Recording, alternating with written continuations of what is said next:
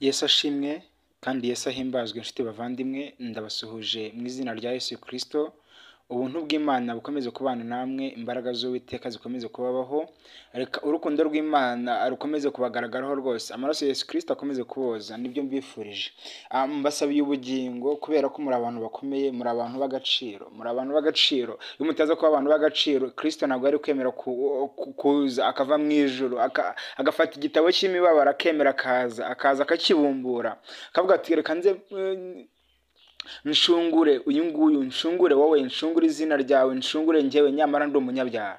Muri abantu b'agaciro rero ndabasuhuje, ubuntu bw'Imana bubane namwe kandi iteka ryose.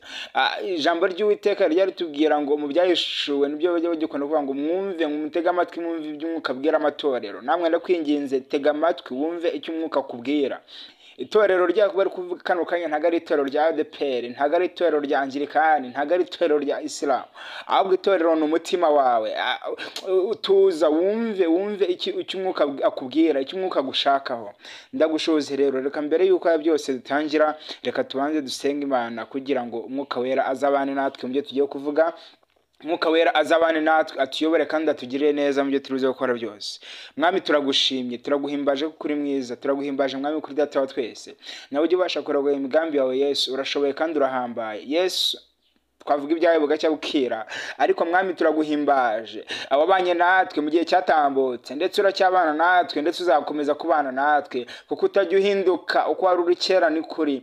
Mwami uri data wa twese mwiza, urashoboye kandi urakomeye. Ndakwinginze rero nguhaye access hano, nguhaye ikaze Mwami ku buzima bwanjye, nguhaye ikaze kuri buri muntu wese ugiye kumvira ijambo. Reka ufungure umutima wiwe, reka umugire neza Kristo kugira ngo bahise natwe. Mu izina rya Yesu Kristo, akanwa kanjye Mwami ngashyizeho ryaka kugira ngo kabashe kuvuga ibyo ushaka ndetse n'ibyo ushima. Reka undinde kuvuga ibyo nishakiye, ahubwo mvuga ibyo ushatse mu izina rya Yesu. Yesu Kristo unyobore kandi ungirire neza kuri data wa twese mwiza, udushoboze kandi nsengeye amatwi agiye kumvira ijambo. Reka abashe kumva kandi abashe kunezererwa n'ijambo ryawe Yesu. Ndaguhimbaje kandi ugire neza, byose tuzajya twizeye mu izina rya Yesu Kristo. Amen. Nongeye kubahereza ikaze. Amazina yanjye nitwa Tuyishime Honore. Ndacyari umusore, ndi umwana mutoya, ndi umusore. Data wa twese yemeye yuko mba umwe mu bagabura b'ijambo ry'Imana. Ndabishimiye Imana rero kubera ko yampaye ingabane cyangwa se yampaye ingabire itajya iboneka ahandi. Uyu munsi tugiye gufatanya amagambo y'Imana nahaye umutwe uvuga ngo ninde uhisha ubugingo. Ni umutwe uvuga ngo ninde uhisha ubugingo. Ese wowe ukimara kumva iryo jambo, ninde uhisha ubugingo? Ninde uhisha ubugingo? Ninde uhisha ubwami bw'Imana? Ninde uhisha ubwami bw'ijuru? Ninde uhishiwe ubugingo? Ibaze mu mutima wawe uvuga ati ninde uhisha ubugingo? Muri abo bose bahisha ubugingo, ese nanjye naba ndimo? Mpishe ubugingo nanjye, mpishe ubugingo. Kuko Yesu Kristo ikintu cyamuzanye ko ari kugira ngo uzamwizera wese agakora ibyo gukiranuka azahabwa ubugingo buhoraho. None ninde uhishe ubwo bugingo? Ikintu cyavanye Yesu Kristo mu bwami bw'ijuru, yaravuze ati reka njye gucungura umuntu kugira ngo uzanyizera wese, uzumvira ijambo ryanjye kandi agakomeza amategeko yanjye, azaze yicare mu bwami bw'Imana, azaze yicare nanjye ku ntebe kwa data. None Yesu yagiye kudutegura inzu tuzabamo. Ese ubwo bugingo urabuhishiwe? Ongera wibaze, ese ubwo bugingo urabuhishiwe? Reka dusome amagambo y'Imana. Turibuze gusoma amagambo mu bitabo bibiri. Turibuze gusoma mu butumwa bwiza bwanditswe na Matayo. Twongere dusome mu rwandiko Pawulo yandikiye abigalatiya, hanyuma dusoze. Tugiye gusoma ubutumwa bwiza bwanditswe na Matayo ibice 7:21. Haranditswe ngo heading y'aya magambo guhera ku bice 13 haranditswe ngo irembo rifunganye. Kuri 21, umuntu wese umbwira ati mwami mwami, siwe uzinjira mu bwami bwo mu ijuru, keretse ukora ibyo data wo mu ijuru ashaka. Kadusubiremo aka kantu. Umuntu wese umbwira ati mwami mwami, siwe uzinjira mu bwami bwo mu ijuru, keretse ukora ibyo data wo mu ijuru ashaka. Benshi bazambaza kuri wa munsi bati mwami mwami, ntitwahanuraga mu izina ryawe, ntitwirukanaga abadayimoni mu izina ryawe, ntitwakoraga ibitangaza byinshi mu izina ryawe? Nibwo nzaberurira nti sinigeze kubamenya, nimwumve imbere mwa nkozi z'isoni, mwa nkozi z'ibibi mwe. Amen. Katwongera dusome amagambo ari mu rwandiko Paulo yandikiye itorero ry'i Galatiya. Rwandiko Paulo yandikiye itorero ry'i Galatiya, ibice ni 5 umurongo wa 22. Ibice 5 Abagalatiya umurongo 22 haranditse ngo, ariko rero imbuto z'umwuka ni urukundo n'ibyishimo n'amahoro no kwihangana no kugira neza n'ingeso nziza no gukiranuka no kwanga no kugwa neza no kwirinda. Bimeze bityo ni amategeko abihana. Abakristo Yesu bambaye kamere niruba n'irari byaryo. Niba tubeshwaho n'umwuka, tujye tuyoborwa n'umwuka, twe kwifata uko tutari, twenderanya kandi tugirirana amahari. Yesu Kristo aduhana umugisha. Reka dusubiremo umurongo wa 22 wonyine n'uwa 23. Ariko rero imbuto z'umwuka ni urukundo n'ibyishimo n'amahoro no kwihangana no kugira neza n'ingeso nziza no gukiranuka no kugwa neza no kwirinda. Bimeze bityo nta mategeko abihana. Yesu Kristo aduhana umugisha. Haleluya, haleluya, haleluya. Tumaze kumva amagambo meza, mbibutse yuko dufite insanganyamatsiko ivuga ngo ese ninduhishiwe ubw'ubugingo, ninduhishiwe ubwami bw'Imana, ninduhishiwe ubwami bw'ijuru. Yesu aciye impaka muri ubutumwa bwa Matayo yanditse, ubutumwa bwiza bwa Yesu Kristo mu bwanditswe na Matayo. Aciye impaka aravuga ati, umuntu umbwira ati mwami mwami, umuntu wirirwa umbwira ati mwami mwami, ntago ari we uzajya mu bwami bw'Imana, keretse ukora ibyo Data mu ijuru ashaka. Umuntu uhishiwe ubugingo ntago ari uko wagiye gusenga inshuro nyinshi. Umuntu uhishiwe ubugingo ntago ari uko watanze ibintu byinshi. Umuntu uhishiwe ubugingo ntago ari uko wiyirije inshuro nyinshi. Oya, ahubwo keretse ukora ibyo Data mu ijuru ashaka. Hanyuma mu Bagalatiya, urwandiko Paulo yandikiye Abigalatiya, batubwiye imbuto za kamere ndetse imbuto z'umwuka. Baratubwira ngo umuntu ukora ibyo gukiranuka, batangiye batubwira amagambo meza, batubwira amagambo atandukanye. Hano baratubwira ngo ariko rero imbuto z'umwuka ngo ni urukundo n'ubugwaneza no kugira neza, ngo bimeze bityo byose nta mategeko abihana. Amen. Bimeze gutyo nta mategeko abihana. Ese ndagira ngo wigenzure, kubera yuko namaze gusobanukirwa yuko kwirembo ry'ijuru hari inzira ijyana abantu muri Gihenomu, hari inzira ijyana abantu kurimbuka. Ushobora kubageze kwirembo ry'ijuru, nibyo wabashe kurwana, urarwana ugeze kwirembo ry'ijuru, nyamara birangira nta rwandiko ufite. Si waba warasize urwandiko, waba waraciye ku musaraba. Urasabwa guca ku musaraba kugira ngo ufate urwandiko. Hanyuma numara gufata urwandiko wegera ubwami bw'ijuru. Hanyuma numara kwegera ubwami bw'ijuru uzahabwa ubugingo buhoraho. Nyamara utazagera ku bwami bw'ijuru mu ijuru, kwinjira bikakunanira kubera yuko nta rwandiko ufite. Ese ukora ibyo Data mu ijuru akeneye, ugira urukundo, ugira kamere, cyangwa se ugira ubugwaneza, ugira umutima mwiza, cyangwa se uryana na bagenzi bawe, ugira umujinya na kamere. Ese ongera wibaze. Bavandimwe, reka mbibutse yuko mu ijuru habaye ibitabo bibiri. Mu ijuru habaye ibitabo bibiri, habaye igitabo cy'imirimo ndetse hakabayo n'igitabo cy'ubugingo.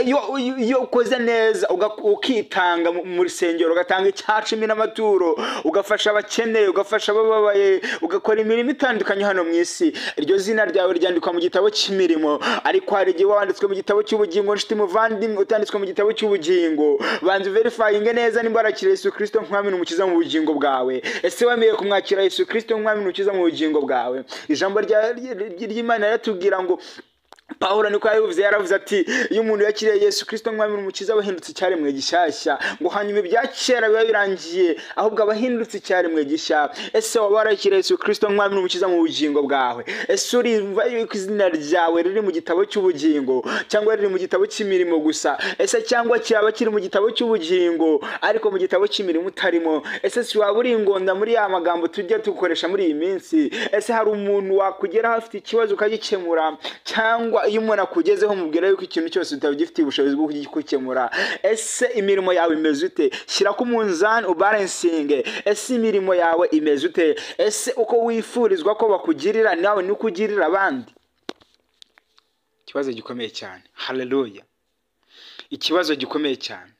Ese uko wifuza ko bakugirira niko ugirira abandi? Uko wifuza ko bakugirira niko ugirira abandi? Ijambo ry'Imana kutubwira ngo ninde uhisha ubwami bw'Imana? Nta wundi. Umuntu uhisha ubwami bw'Imana ntago ari uko wasenze cyane, ntago ari uko wakoze amasengesho menshi, oya. Ntago ari uko witanze kenshi mu rusengero, hoya. Ntago ari uko wafashije imfubyi n'abapfakazi, hoya. Ahubwo nuko ari byo Data wo mu ijuru agira iki ashaka. Haleluya. Nimwumve iby'umwuka bwira amatorero, nimwumve iby'umwuka bwira amatwi yanyu, nimwumve iby'umwuka bwira umugingo bwanyu, nimwumve iby'umwuka bwira imitima yanyu. Hanyuma muhinduke rwose, hanyuma rwose mwanga ikibi nk'urunuka, mwanga ikibi ubundi mukora ibyo gukiranuka. Haleluya. Haleluya. Nta wundi uhisha ubwami bwo mu ijuru, nta wundi uhisha ubwami bw'Imana uretse ukora ibyo Data wo mu ijuru akeneye.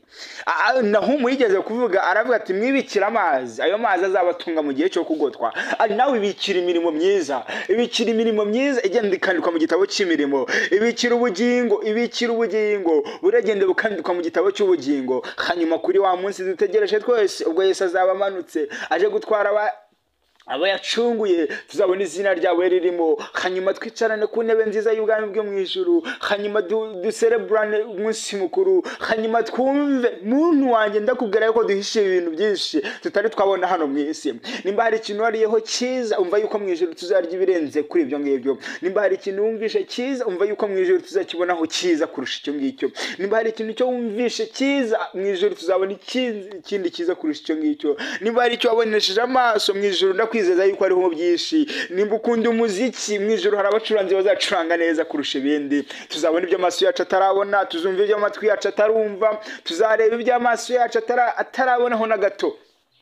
Muri Amerika si birimo, oya. Mu Bushinwa ntago birageramo, mu Rwanda ntago birashyikamo, ariko mu ijuru mu bwami bw'Imana birahari. Inshuti muvandimwe, arwanirira kugira ngo ubwami bw'Imana tuzabugereme. Ese byaba bimaze iki kuba waramaze amajoro menshi usenga, kuba waramaze igihe kinini usenga, ariko nyamara sinjira mu bwami bw'ijuru? Nyamara ariho duharanira buri muntu wese, kuko nicyo cyazanye Yesu. Yesu yaravuze ngo ikintu kinzanye ngo ni ukugira ngo uzanyizera akumva ibyo gukiranuka byanjye, akizera izina ryanjye, agakora ibyo mutegeka, azahabwa ubugingo buhoraho mu izina rya Yesu Kristo.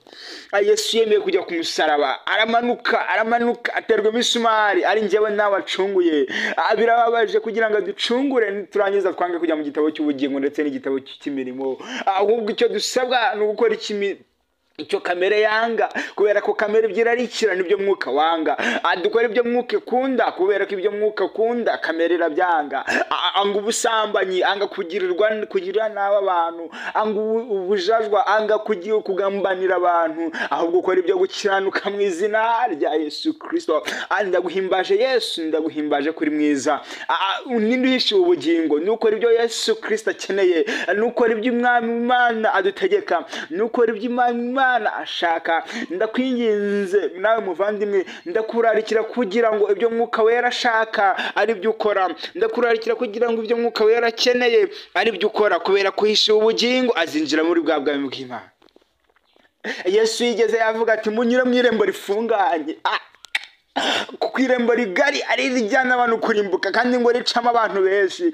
Mu nshuti muvandimwe, ndakubwira yuko ubwami bw'ijuru bujyamo uwabukoreye kandi wahatanye. Ubwami bw'ijuru bujyamo umuntu wahatanye. Umugore umwe yigeze yahatana kuri Yesu, arahatana aca mu bantu benshi kubera ko yari afite icyo ashaka. Ubwami bw'ijuru ni ubuntu bujyamo umuntu ufite icyo ashaka, ufite intumbero yahajya, kubera yuko uyu muntu atazi yahava nta nubwo amenye yajya. Ugomba kubanza kumenya aho uva, ukamenya naho ujya. umuririmbyi yigeze yaririmba ngo sinzibagirwa igihe nakizwaga, ngo ubwo Yesu yinjiraga muri njye, asuzibagirwa uwo munsi mwiza ubwo wakiriye Yesu Kristo nk'umwami n'umukiza mu bugingo bwawe. Hanyuma ukomeze wirwanirire intambara warwanye ugikizwa, ukomeze uzirwane. Ndabizi neza iyi nzira irafunganye, inzira isaba kurwana, iyi nzira isaba guhatana, ariko kubera ko Data wa twese ari umurengezi, azaza tubere umufasha. Dufite murengezi, dufite mutabazi mu bugingo ducamo. Ngo hanyuma mu Kristo arimo aragenda mu isayo gahinda gasaza, aragenda isayo riramufata, ariko kubera ko Yesu Kristo ari umurengezi abona mutabazi amukura mu isayo gahinda gasaza. Nawe ndakubwira yuko urabona mutabazi mu rugendo urimo, nugihagararamo neza urabona mutabazi muvandimwe. Komeza urugendo kandi ukomeza inzira watangiye, kuko inzira watangiye ni nziza. Haleluya, haleluya. Ndakubwira yuko inzira watangiye ari nziza, inzira watangiye ni nziza. Wicika intege kandi wigira ikibazo, kubera ko inzira watangiye ari nziza. Inzira watangiye ni nziza kandi inzira watangiye ni y'umumaro. Komeza urwane kandi uhatane, nshuti muvandimwe, rwana kandi uhatane. Oya, menya yuko hari ubugingo duhishiwe, kandi ubwo bugingo buzajyamo wa muntu ukora ibyo kamere yanga, buzajyamo umuntu wa wundi ukora ibyo umwuka ararikira, kubera yuko ibyo mwuka ararikira bitandukanye n'ibyo kamera ararikira. Yesu Kristo duhana umugisha. Haleluya, haleluya. Ndaguhimbaje Yesu, ndaguhimbaje. Yesu yigeze yavuga amagambo meza ngo mpagaze ku rugi ndakomanga, mpagaze ku rugi ndakomanga.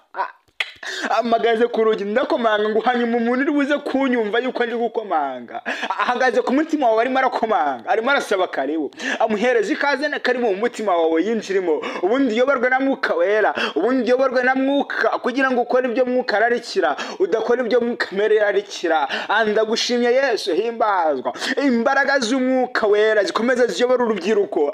Ndasenze cyane kugira ngo urubyiruko mwami rubashe gukizwa, rukizwe by'ukuri. Ndasenze cyane mwami, nsengeye urubyiruko ruri ku mashuri, nsengeye urubyiruko ruri muri quartier hano batuye, nsengeye urubyiruko aho ruri hose mu kazi gatandukanye. Ariko ubahereza ubugingo, reka ubahereza ibyo kamere yanga, reka ubahereze gukora ibyo kamere yanga, reka ubahereze gukora ibyo Mwuka ararikira, kubera yuko ari byo bizabajyana mu bwami bw'Imana. Haleluya, haleluya. Imana ishimwe rwose, Imana ishimwe.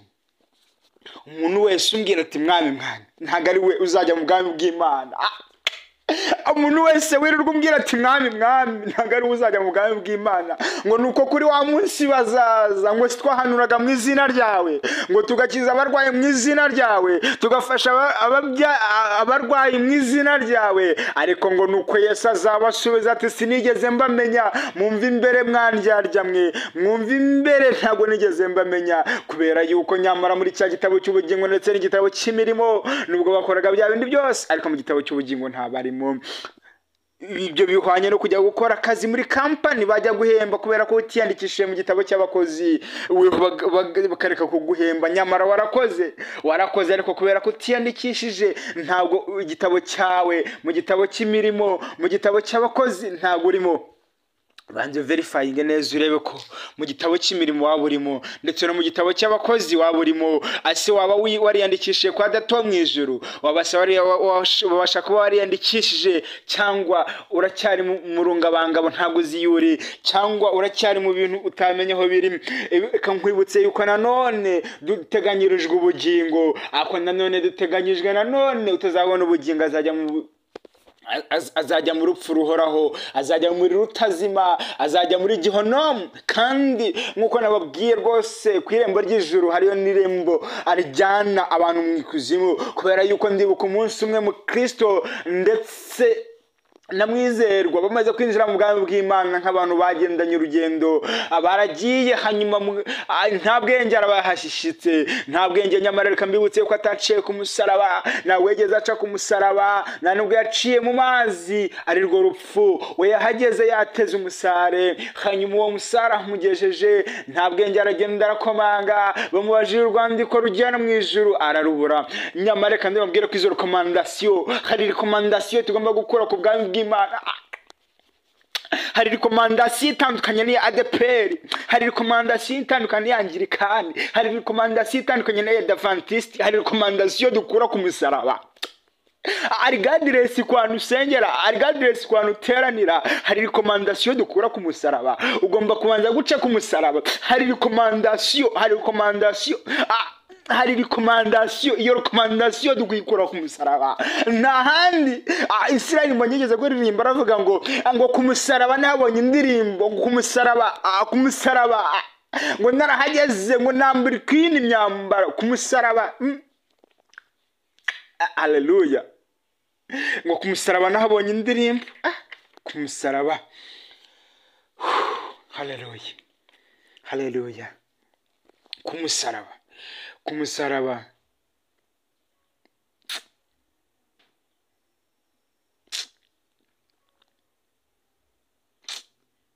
Undi muririmbyi araririmba ngo ndashima umusaraba, ngo ndashima yamva nziza. Reka nze nkubwire nshuti muvandimwe, niba ushaka kubona ubugingo, banza uce ku musaraba kugira ngo banze ufate urwandiko, ufate rekomandasiyo y'ijuru. Asingira rekomandasiyo y'ijuru mu izina rya Yesu Kristo. Asingira rekomandasiyo y'ijuru. Wikiratana rekomandasiyo za ADEPR, wikiratana rekomandasiyo za Anglikani, wikiratana rekomandasiyo z'amatorero y'hano mu isi. Reka nze nkwibutse yuko Imana yo mu ijuru ibyaginga bitandukanye n'abantu. Pasiteri ashobora kuguhereza rekomandasiyo, ariko nyamara Imana ikubona ukundi, ikabona ko utari muri cya gitabo cy'ubugingo, ikabona ko utari muri cya gitabo cy'imirimo. Ariko nyamara pasiteri ushobora kumuhuma amaso, ukamwereka isura y'inyuma, ariko akaguhereza rekomandasiyo. Ariko reka nzamubwira muvandimwe, izo rekomandasiyo z'itorero ntabwo zatugeza mu ijuru. Dukeneye kuzaca ku musaraba kugira ngo dufate rekomandasiyo tujyana mu ijuru, kugira ngo bwa bwami twahishiwe tubusingire mu izina rya Yesu Kristo. Haleluya, haleluya. Mana we, Mana uratangaje. Ninde uhishiwe ubwami bw'Imana? Ninde uhishiwe ubugingo? Musore ibaze ngo ndahishiwe ubugingo. Mubyeyi ibaze ngo ninde uhishiwe ubugingo. Ongera ibaze ngo ninde uhishiwe ubugingo. Ongera ibaze ngo ninde uhishiwe ubugingo. Ese nuwaraye cyane nasoma Bibiliya? Ese nuwaraye akora byinshi, nuwaraye amasengesho menshi, ariko nyamara afite umujinya mu rugo? Ese nuwafashije cyane kandi nyamara afite ibibazo agirana n'umuryango? Ese Yesu yigeze yabwira umuntu ngo ni gute mujya gutekora agatotsi kari mu ijisho rya mugenzi wawe, nyamara ufite ikindi kiri mu ijisho ryawe? Banza utokora ikiri mu ijisho ryawe. Umugogo uri mu ijisho ryawe banza ukuremo, ubone kujya gutokora wa mugenzi wawe. Banza umenye ngo ese ndi mu gitabo cy'ubugingo cyangwa ndi mu gitabo cy'imirimo gusa? Ese mbirimo byose? Kubera ko mishi ubwami bw'Imana.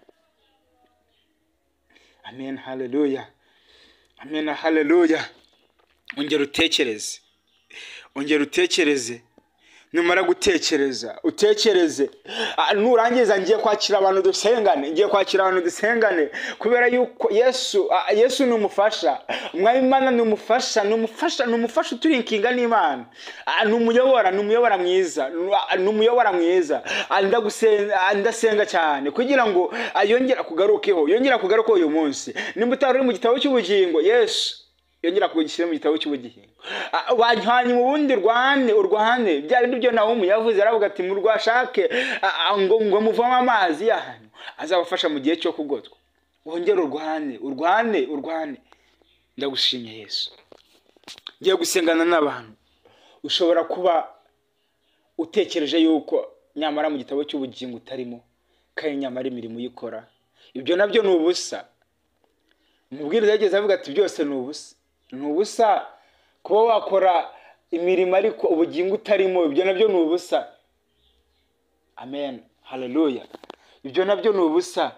Ikintu usabwa ni kimwe, ni ukongera kwibuka ubugingo, ukongera ugakora ibyo Data wa twese ashaka, ubundi ugakora ibyo gukiranuka. Haleluya, haleluya. Ngiye kwakira abantu dusengane. Aho urazamura ukuboko kwawe, hanyuma usubiramo aya magambo. Tugiye gusubiranamo aya magambo. Umutima wawe nimba ugutsinze, tugiye gusubiranamo aya magambo. Umutima wawe nimba ugutsinze, tugiye gusubiranamo aya magambo. Vuga ati Mwami Yesu, nkimara kumva amagambo yawe, mbonye yuko ntari mu gitabo cy'ubugingo, nemeye kuza.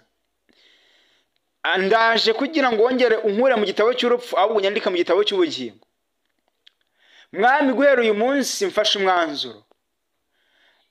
umwanzuro yuko ntazongera gutandikira ukundi. Mfashe umwanzuro yuko nemeye kugendera mu nzira zawe.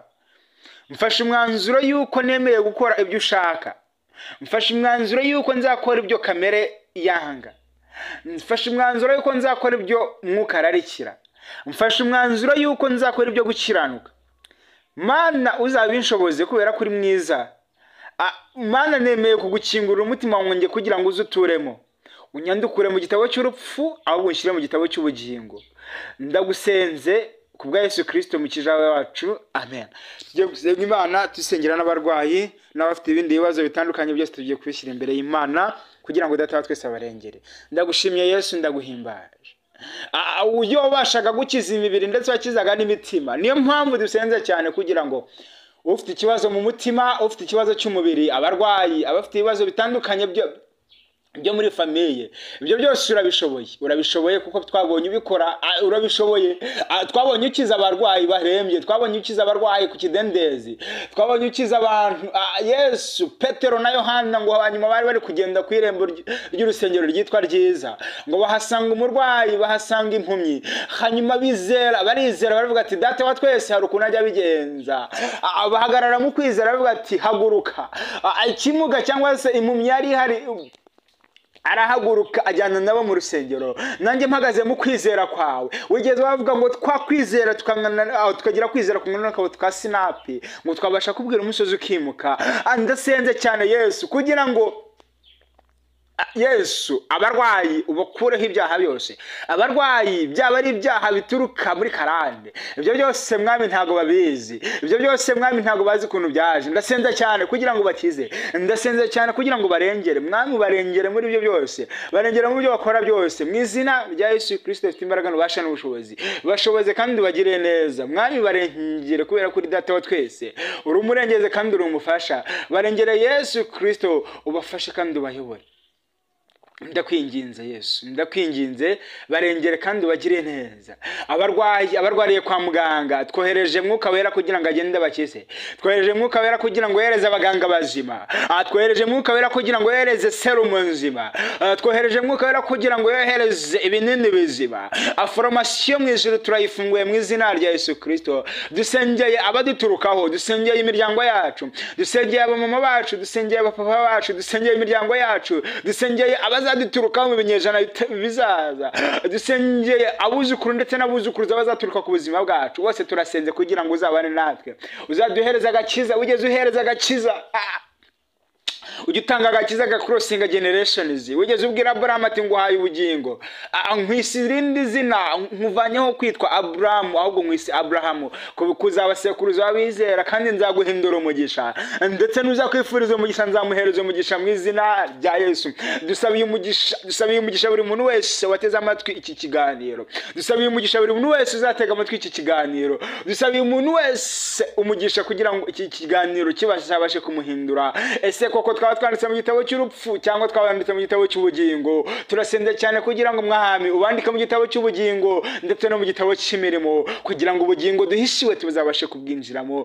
Ndagusenze cyane Yesu kugira ngo uganze kandi utegeke kuri data mwiza. Uri data wa twese mwiza, urashoboye kandi uraganje. Ndasengera imirimo yose, ndasengera abakozi ba leta, ubafashe mu kazi ko bakora, ubarinde ruswa n'igisana cyo, ubahereze gukora ibyo bashinzwe neza. Ndasenze Yesu kugira ngo bane nabo kandi dushoboze kuri byiza.